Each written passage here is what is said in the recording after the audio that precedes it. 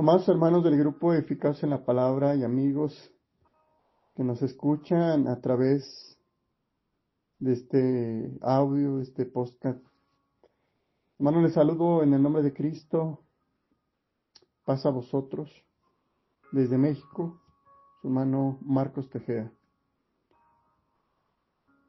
En este día, hermanos, hablando de Mateo como ese evangelio eclesiástico, en cuanto a la defensa del Mesías dada a sus opositores. El tema de hoy se titula La cuarta defensa, que es el Mesías es del reino y de la casa de Dios. Qué difícil es hacer esta afirmación. Y vamos a hacer la lectura para que usted mismo constate de que la palabra lo dice. Le invito a que busque Mateo 12, versículo 22 al 30. Y dice la palabra de nuestro Dios: entonces fue traído a él un endemoniado, ciego y mudo, y le sanó. De tal manera que el ciego y el mudo veía y hablaba. Y toda la gente estaba atónita y decía: ¿será este aquel el hijo de David? Mas los fariseos al oírlo decían: este no echa fuera los demonios, sino por Belcebú, príncipe de los demonios. Y sabiendo Jesús los pensamientos de ellos, les dijo: todo reino dividido contra sí mismo es asolado, y toda ciudad o casa dividida contra sí misma no permanecerá. Y si Satanás echa fuera a Satanás, contra sí mismo está dividido. ¿Cómo pues entonces permanecerá su reino? Y si yo echo fuera demonios por Belcebú, ¿por quién los echan vuestros hijos? Por tanto, ellos serán vuestros jueces. Pero si yo por el Espíritu de Dios echo fuera los demonios, ciertamente ha llegado a vosotros el reino de Dios. Porque ¿cómo puede alguno entrar en la casa del hombre fuerte y saquear sus bienes si primero no le ata? Y entonces podrá saquear su casa. El que no es conmigo, contra mí es, y el que conmigo no recoge, desparrama. Bien, hermanos, Mateo inicia otro relato con la habitual forma en su evangelio, mediante el uso de un adverbio de tiempo indeterminado. Para los que tienen conocimiento de el texto original, es importante la expresión entonces, porque no permite establecer ni un momento ni un lugar en que se tenga esta ocasión, sino que inmediatamente sigue. Después de tener ciertas desavenencias, inmediatamente el evangelista dice: y entonces introduce otra situación. Y es evidente que Jesús estaba siempre rodeado de adversarios que le seguían a todas partes, dispuestos a encontrar en él algo con que acusarle. A donde él iba, le seguían también multitudes que le traían toda clase de enfermos y necesitados. Eso es el contexto del cual estará Mateo tocando este punto. Obviamente es parte de la mitad, ya que el esquema del texto es completamente hasta terminar. Pero dice el verso 22 al 24 de Mateo: cuando Mateo escribe que le llevan a un endemoniado, hay cosas importantes. La primera es ver que es un endemoniado, ciego y mudo. y su acción es sanarle. Pero fíjese, Mateo muestra la defensa, que es en contra de los adversarios que le acusaban de su poder y también de ese poder diabólico. Eso se ha dado o se dio aquí en esta parte que hemos leído porque Jesús inmediatamente sana a un endemoniado, ciego y mudo. En esta ocasión trajeron a Jesús, dice la Escritura, un endemoniado. Esto es una persona poseída por el demonio. Esta persona poseída va más allá de los críticos liberales, donde suelen afirmar que todos los endemoniados que fueron liberados por Jesús no eran más que epilépticos o esquizofrénicos. Entonces, ¿a qué se refiere Mateo entonces con este endemoniado? Y digo este endemoniado porque el endemoniado gadareno tiene un significado teológico.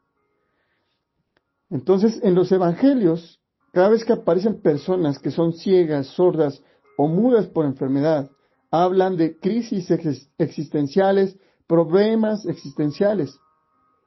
Pero en esta ocasión aparecen otras personas enfermas por la acción diabólica. Si usted lee bien el texto, se fija usted, a mí me llama mucho la atención que este endemoniado, además de estar endemoniado, es ciego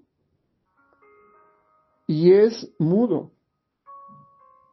Entonces, tanto este texto como Mateo 15:30, vamos a ver otras personas por esa acción diabólica en ellas. Hay evidencia de distinción entre enfermos por causas físicas, enfermos por posesión diabólica. Hoy en la actualidad hay evidencia. Y en varias ocasiones se aprecia también a través de la Biblia la distinción. En este caso, afirmando el evangelista Mateo que Jesús sanaba las enfermedades y echaba fuera los demonios. Eso ya lo vimos en Mateo 8:16. De igual manera, dio poder a sus discípulos para que sanasen enfermedades y echasen fuera demonios. Ya lo vimos también en Mateo 10:8. Así que los demonios que pueden poseer a una persona también pueden entrar en los animales. Lo vimos en Mateo 8:30 al 32.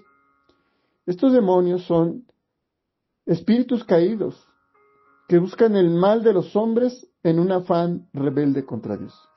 Y ese es el significado teológico del endemoniado de Gadareno, Gadareno, donde más que estar poseído por un ente es una forma de oponerse, de rebelarse contra Dios. Obviamente el contexto nos habla de que porque él es marginado y muchas cosas, pero bueno, en esta ocasión el evangelista indica claramente que este endemoniado es por un ente que busca el mal de aquel hombre para que se pueda rebelar contra Dios. Parece como si necesitasen posesionarse de un cuerpo estos demonios para sus fines, especialmente en relación maligna, hacer algo en contra de la voluntad de Dios. Ahora, no debe olvidarse que los demonios son siempre seres malignos, que no son expulsados por un tratamiento psicológico o por una medicación para las enfermedades mentales. En el relato que vemos aquí en Mateo, el demonio se había posesionado en un hombre, produciéndole mudez y ceguera, que también tienen un significado teológico. En una situación semejante, además de su contexto, muestra la opresión espiritual. Este endemoniado marca en su interior como exterior una opresión espiritual. Era un hombre que no podía valerse por sí mismo y tenía que ser ayudado en todo. La comunicación con él resultaría difícil o muy difícil por cuanto no podía ver ni las señas ni oír las palabras. Así que el primer argumento que podemos ver aquí en el evangelista es que el poder mesiánico Va más allá de un poder místico y mágico. Recordemos nuevamente que los discípulos les fue dado poder para que pudiesen expulsar, sanar. Lo vemos en Mateo 10:8. Pero cuando les fue dado esto, ellos regresaron fracasados. La pregunta es, ¿no acaso Jesús les dio el poder para poder hacer y poder expulsar y sanar? Entonces, ¿en qué fallaron? Bueno, entonces podemos ver una primera aplicación. Hoy en día, en nuestros días, caemos en la misma situación de aquellos tiempos. Creemos en Jesús como un taumaturgo. Significa un encantador, un adivino, un mago. Hoy en día sería eso, un mago. Que solo con la invocación o mencionar su nombre uno puede hacer proezas. Déjeme decirle que así no funciona la fe en Jesús. Pues el poder mesiánico en primera se experimenta a través de una relación con Cristo, es decir, estar adherido únicamente a Él. No a través de frases, no declaraciones, no expresiones o fórmulas de persuasión mental para que la gente caiga en ese truco vacío. No, el poder mesiánico se hace presente, lo estamos viendo, a través de la persona, la presencia de Cristo en la vida de aquellas personas que están sufriendo, en las vidas vulnerables y sensibles que no tienen apoyo ni ayuda. Para muchos vemos a Jesús como un Jesús pasivo que soporta los injurios, las controversias, un Jesús quieto, un Jesús estático, pero no es así. El verso nos dice que cuando le llevaron al endemoniado, ¿qué sucedió? Inmediatamente le sanó. Y cuidado, no caigamos en esos trucos baratos de magia, de misticismo, donde invocamos el nombre o reprendemos en el nombre de Jesús y todo sale bien. No. Recuerde que Satanás aquí había convertido a un ser humano en un infeliz, en el más sentido alto de la palabra. Sin embargo, aquí cuando dice que le sanó, no es simplemente una expresión, es la acción de Jesús, que había venido para sanar a los quebrantados de corazón, dar vista a los ciegos, es decir, cumplir su acción mesiánica. Lo podemos ver en Lucas 4:18, donde Él proclama la acción mesiánica. Entonces el poder mesiánico es manifestado al no dejar en su miserable condición a este ser humano que estaba retenido bajo la acción diabólica. Es una sanidad milagrosa que se operó por la acción directa de Jesús. Una excelente ilustración sería, de acuerdo a esta influencia diabólica en el hombre, es que no solo en el sentido fisiológico, sino también espiritual. Porque el diablo o Satanás puede cegar los ojos espirituales para que el hombre no vea la gloria de Dios en la faz de Jesucristo. Por eso le decía yo que tanto la ceguera como la sordera tienen un significado teológico. Y es que si Satanás cega los ojos espirituales de cualquier ser humano para no ver la gloria de Dios, eso es lo que significa la ceguera teológicamente. Esto también lo podemos concertar en 2 Corintios 4:4. Y la función de la boca es para que no glorifique a Dios. Entonces, será importante preguntar, ¿cuántos de nosotros actualmente estamos igualmente que este endemoniado? Por más que hemos intentado cambiar nuestra vida, por más que hemos intentado hacer las cosas como Dios quiere, no podemos. Quizá no nos hemos dado cuenta de nuestra enfermedad. Aquí indica que el endemoniado está ciego y sordo. Y repito, el que esté ciego significa que aquel hombre no podía ver la gloria de Dios en la faz de Jesucristo. 2 Corintios 4:4. Y la boca se refiere para que no pueda glorificar a Dios. ¿Y por qué decía que nos preguntáramos eso? Porque estoy seguro que muchos de nosotros no estamos haciendo la misión y la obra de Dios. Así como el Señor envió a sus discípulos, también nos envió a nosotros para proclamar su palabra, para poder exponer la gloria de Dios a aquellos que están viviendo bajo una ceguera espiritual. Y esta ceguera ha ido también en un segundo término, que es el problema existencial, de saber si realmente Dios existe, de que si Dios tiene un propósito, de que por qué Dios permite tantas cosas como escasez, enfermedad, dolor, tristeza, llanto, pérdida. Todo eso es una crisis espiritual y habla de no poder ver la gloria de Dios. Aquellos que pueden ver la gloria de Dios son aquellos que se pueden adherir a Jesús. Por eso decía que el poder mesiánico se muestra no de una manera mística o mágica, sino tiene que ver con el creer, adherirse a Jesús, confiar solamente en Él. Ahora, Jesús está mostrando su reino de amor y misericordia. Ese es el poder que opera, es el poder mesiánico que opera en Jesús y que lo mueve a dejar lo eterno para entrar en la esfera finita y mostrar su salvación a todo aquel que confía y le cree que Él es el Mesías, es decir, que Él es su Salvador. Bueno, sigamos con el texto. Dice a continuación, entonces vemos que cuando hace esto Jesús, los fariseos que circulaban entre la multitud atentos a lo que Jesús decía, lo que los discípulos hacían y lo que la gente consideraba entre ellos acerca del Señor, dice que enseguida ellos descubrieron el estado de ánimo de las multitudes. Ellos se alarmaron, los fariseos se alarmaron de la pregunta que se hacían entre sí sobre Jesús, si sería Él el Mesías o el Hijo de David. Ante esto, Jesús responde en un segundo argumento, manifestando el reino de Dios.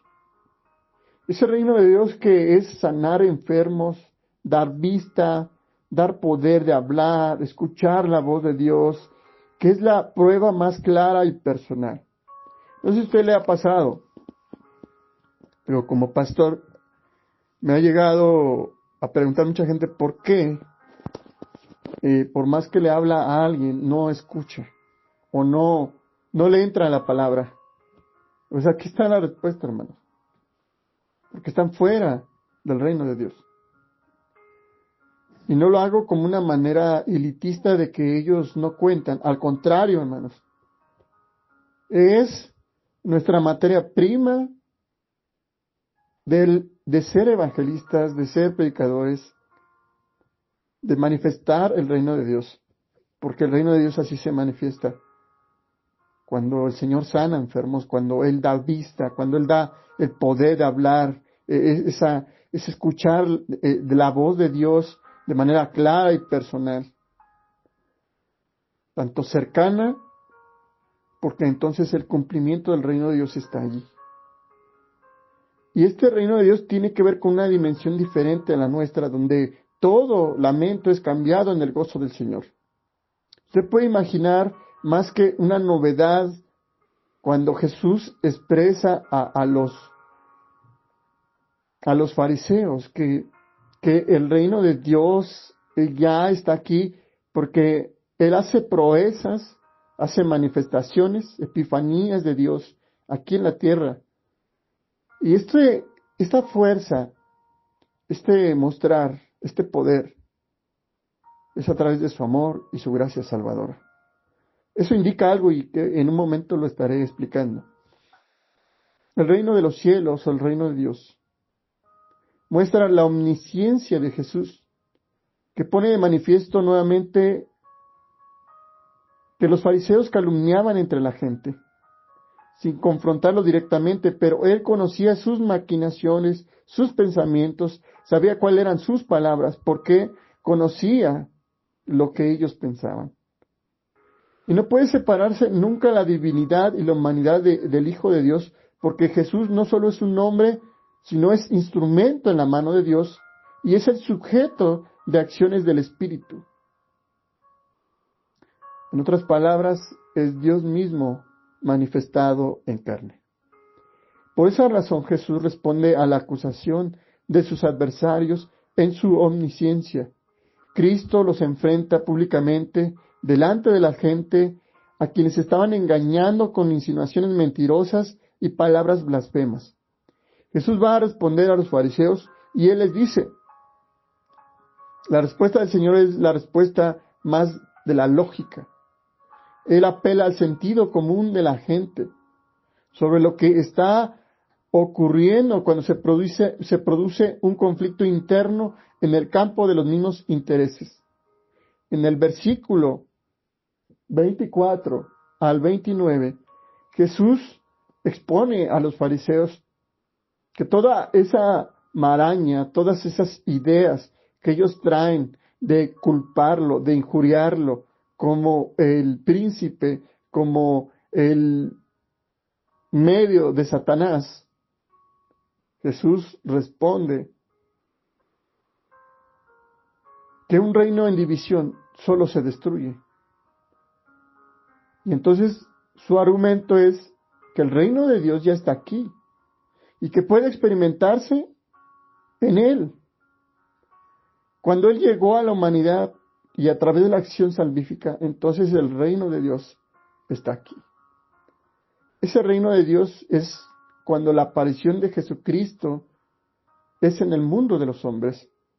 Desde el momento de su concepción, que se hace visible en el nacimiento, tenía que ver con la destrucción del reino de Satanás y la liberación de quienes estaban sujetos por él a servidumbre.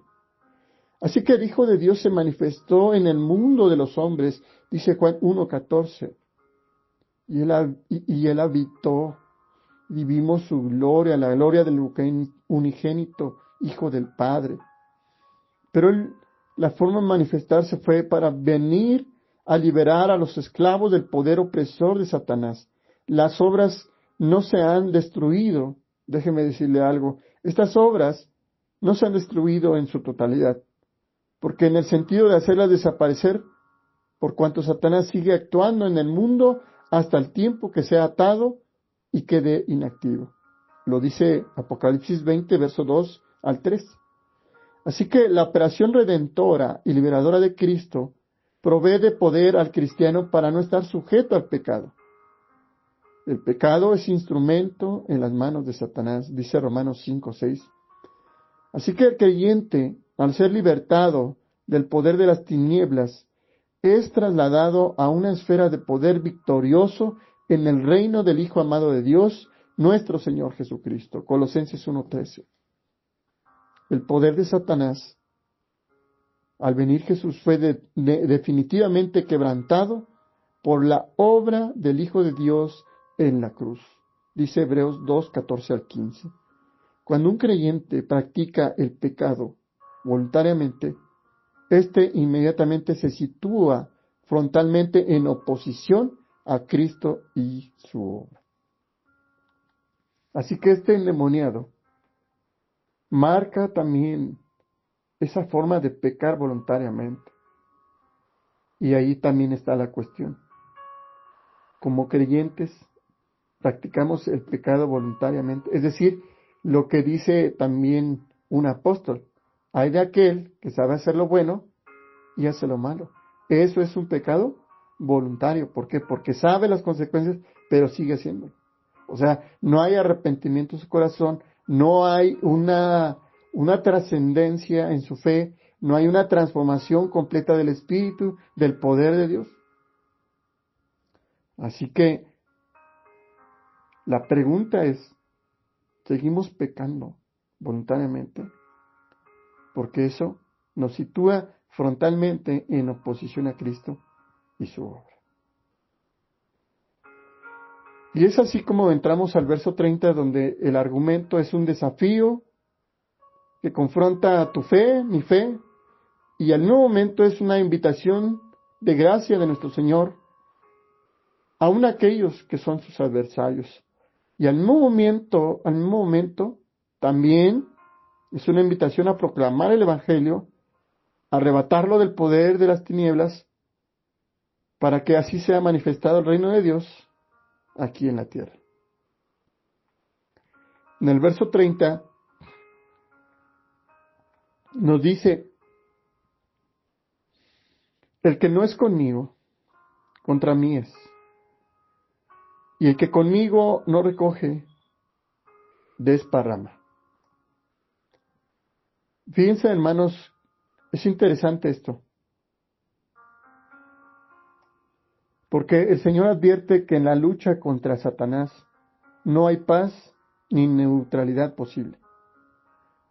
Hay dos reinos en abierta oposición y razón de ser: el de Dios, el reino de los cielos, y el de Satanás, el poder de las tinieblas. Así que el que está en un reino no puede estar en otro, porque estos son incompatibles por necesidad de ser. Así que solo hay dos. Nadie puede estar fuera de uno de ellos. No puede estar como árbitro, ¿verdad? Expectante nada más. O igual un espectador. El Señor vino para deshacer las obras de Satanás. De modo que él, que no está con él, así de sencillo, está con Satanás. La consecuencia se expresa en los verbos recoger y derramar. Dice, Jesucristo vino para buscar y salvar lo que estaba perdido, según Lucas 9:10. Él busca y recoge a los salvos, librándolos del poder de Satanás y trasladándolos a su reino. Él, como buen pastor, vino a buscar a las ovejas dispersas, no solo de Israel, sino también de todas las naciones, para hacer de todas ellas un solo rebaño con un solo pastor. Juan 11:52. Quien está a su lado está recogiendo personas para el reino de Dios. Escucha bien, lo voy a repetir. Quien está al lado de Jesús, quien está en su reino, está recogiendo personas para su reino. Proverbios 11:30, Daniel 12:3, Mateo 9:37 y 38, Juan 4:35 y 36, y Primera de Corintios 9:22. Puede ver estos versos donde nos hacen hincapié sobre esta expresión que yo les digo. Ahora, no estar al lado del Señor recogiendo equivale a estar desparramando. Es decir, dejando a los hombres como presa fácil de Satanás. Así que, queridos hermanos, no hay pues neutralidad posible en este asunto. O eres del reino de Dios o no lo es. Y quizá puede ser un poco tajante, pero no es así. Es una invitación. Cuando Jesús expresó estas palabras, lo dijo también tanto a discípulos, multitud y fariseos. Y esto abre una puerta, una invitación a la gracia de Dios. El Señor quiere convencer de que aquellos que están viviendo en opresión espiritual, en ceguera, en sordera, lo único que tiene que hacer es aceptar a Jesús en su vida. Porque el Señor derrama de cada uno de los que son suyos y que están en colaboración con Él, también derrama su misión en la predicación del Evangelio, que es poder de Dios para salvación a todo aquel que cree. Romanos 1:16 y 17.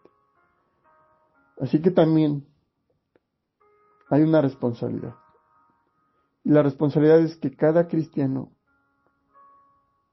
es grande y debe asumir el desafío de la evangelización a todas las naciones, por cuyo mensaje y en respuesta de fe de haber sido pecador perdido, hoy muchos y muchos también serán librados de este poder de las tinieblas para ser trasladados al reino de Dios o al reino de los cielos.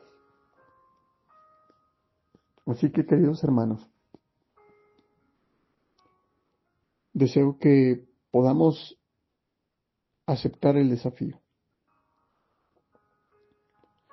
Primera, de poder aceptar nuestra condición.